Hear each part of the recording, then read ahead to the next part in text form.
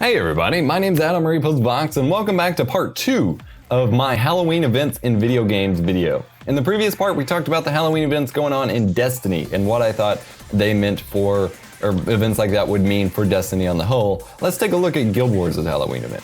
This video is brought to you by Control Freak, the top performance-enhancing console gaming accessory.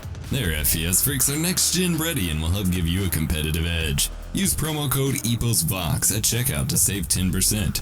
Click the screen to learn more. Guild Wars' the Halloween event in Guild Wars 2 functions a little differently. They have the main area, which in Destiny is like the tower, called Lion's Arch in Guild Wars 2, and that's totally decked out for Halloween. Then you have a ton of different things you can do. They have separate sets of achievements that, reset every holiday event. So there's Winter's Day for Christmas holiday season time. There's All Hallows Eve. There's a couple different ones. And you have specific achievements that you can get. And achievement points are very important because they're not only just achievements, woo, I have a gamer score of whatever, but they actually, once you get to certain milestones of achievement points, you get achievement chests, which give you certain loot and items that you really, really want from these chests.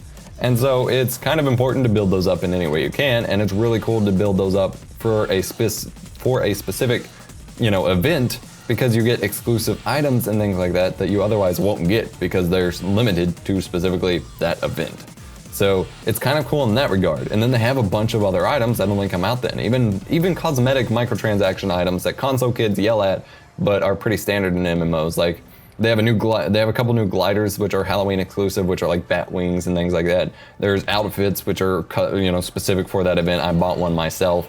They have a currency slash crafting material that's exclusive to the holiday, which for Halloween it's candy corn, gibbering skulls, plastic fangs, something new, a nougat of some sort, just a bunch of Halloween items. And then you can get a bunch of different custom items.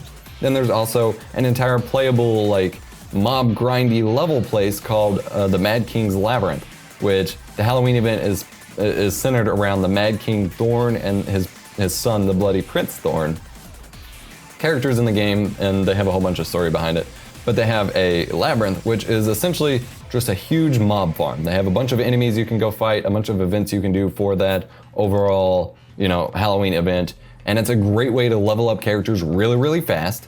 It's a great way to get tons of loot really, really fast for a limited amount of time. And then there's a few big bosses as well in there, which are really cool, very dynamic to kill, things like that. And it's a blast. Chu and I put a ton of time into it this past week or so, and it's been a blast. And I've had a lot of fun with it, and it's been the easiest way to get one of my characters all the way up to max level, and the other one pretty damn close. And tons of loot, and about 14 gold, which for me is very significant in the game. I only have about 90 gold in the game at the moment.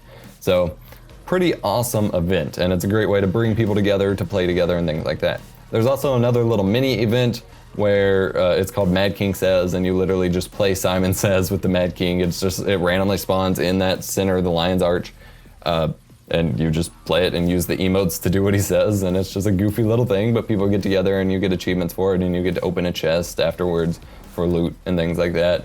And then there's a jumping puzzle, which is a type of a thing in Guild Wars where you basically, it's like a platformer, but in the MMO, and you get loot at the end, and there's a really, really hard one for the event and stuff like that. And then the candy corn that you get as a currency slash crafting material is also something that spawns as just a mining, gathering idea. I don't know, they're called nodes. I don't know what you would equate it to. Like in Destiny, it'd be like the spin metal of Destiny. But you'd have random mining rocks of candy corn to go mine all throughout the world. Pumpkins you carve for the achievement, you can just carve the pumpkins. They're all around the world, things like that. It's really cool, and they have events for all sorts of stuff, because they've only had one expansion come out. So they've had living world, living story stuff of continuous updates and story progression for the world on the whole, but they haven't had actual DLC like Destiny has, because their only expansion just came out this month. So they don't have big events for that. They have big events centered around things happening in the world in the game and things happening in the world in real life. And it makes the game so much more interesting. It gives you so many more, places where you can say, okay, I want to go back and play now. And it makes the game a lot more fun. So this has been my thoughts, just my look at Halloween events in both Destiny and Guild Wars. Again, leave a comment down below with what you think about these type of events and what other game you have played, or if you've played another game that does these type of events, what you think about those. Down in the comment section down below. Be sure to smash that like button if you liked it. Don't forget to subscribe, and I'll see you in a future video. My name has been Adam Vox. Go play a video game, damn it.